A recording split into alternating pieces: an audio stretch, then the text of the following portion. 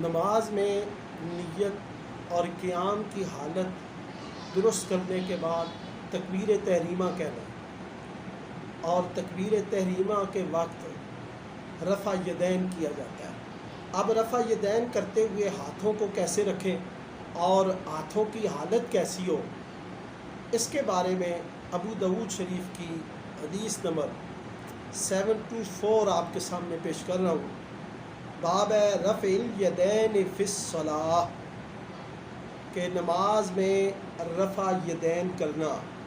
رفع کہتے ہیں اٹھانے کو، رفع یدین دو ہاتھوں کو، ایک کے لیے ید اور دو کے لیے یدین، تثنیہ، یعنی نماز میں رفع یدین کرنے کے بارے میں یہ امام ابو داؤد نے ابو داؤد شریف میں باب باندھا ہے۔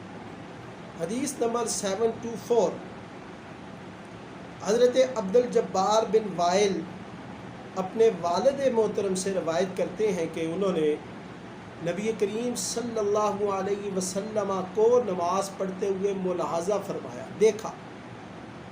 جب نماز کے لیے نبی علیہ الصلاۃ والسلام قیام فرماتے تو اپنے دونوں مقدس ہاتھوں کو اٹھاتے، اپنے دونوں مقدس ہاتھوں کو اٹھاتے حتیٰ کہ دونوں کندھوں کے برابر ہو جاتے اور انگوٹھے مقدس کانوں سے مس ہو جاتے، ثم کبر، پھر تکبیر کہتے۔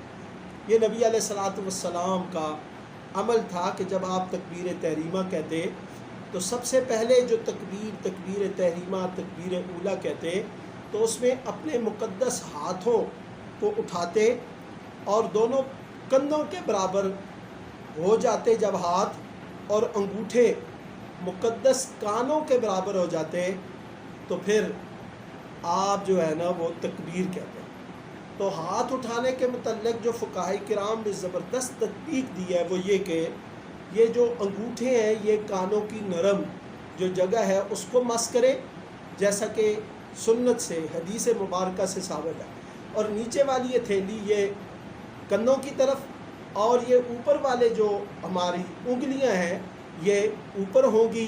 اور یوں اس باب میں جتنی بھی احادیث مبارکہ آئی ہیں ان سب پہ عمل ہو جائے گا۔ یہ فقہاء کرام نے زبردست تطبیق دی اور حدیث مبارکہ کے مطابق تطبیق دی۔